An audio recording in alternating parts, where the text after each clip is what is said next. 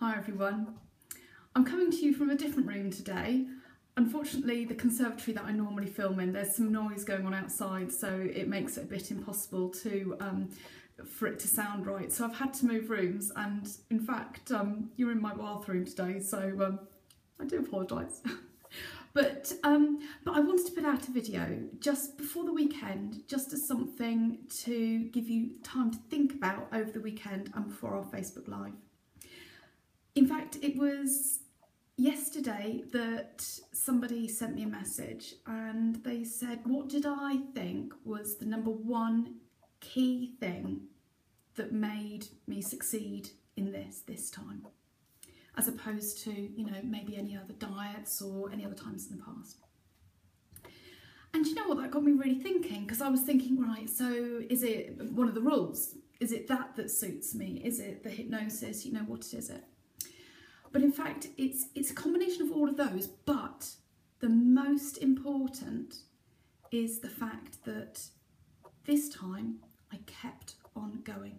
Even when I failed, even when I made bad choices and I felt bad and was annoyed with myself, do you know, the only difference with this time and success and previous times is that this time I didn't let failure stop me from carrying on. And I think if you think about it, we can all relate to that, because I mean, I know me, for example, I used to do Weight Watchers, you know, points, Slimming World, and you know, you go over what you're allowed or anything like that. And for me, it used to be, well, that's it, bugger it, it's all gone. Now I'll just revert back to as I was before, and hence I always put weight on. Now, I've always said that the Paul McKenna system is one that you have to adopt for life. It's not a diet, it's a relationship. It's a relationship with food, and it's one that you have to go into with the, you know, intention of doing it for the rest of your life.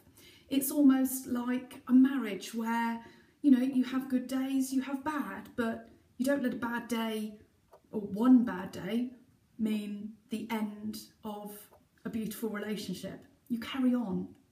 And I think that's such a key thing. And in fact, when I put it back, what makes, you know, me different this time, there isn't anything different about me. I'm exactly the same as any of you guys.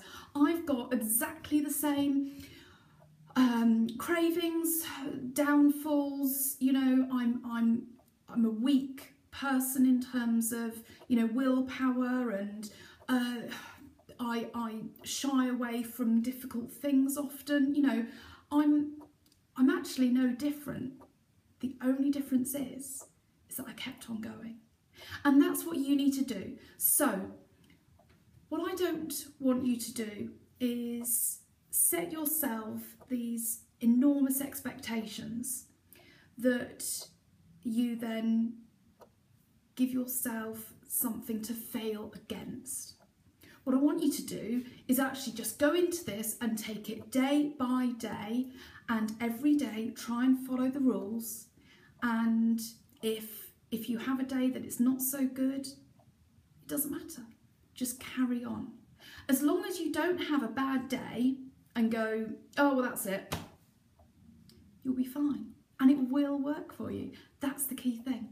Now, the truth is, with this system and with the hypnosis, it's one of those things that you do need to invest time in. And this is why I said to you before, you know, there's the 90-day journal. It's 90 days for a reason. You've got to get into it, and you've got to keep at it and stick with it. But I'll explain how it was for me.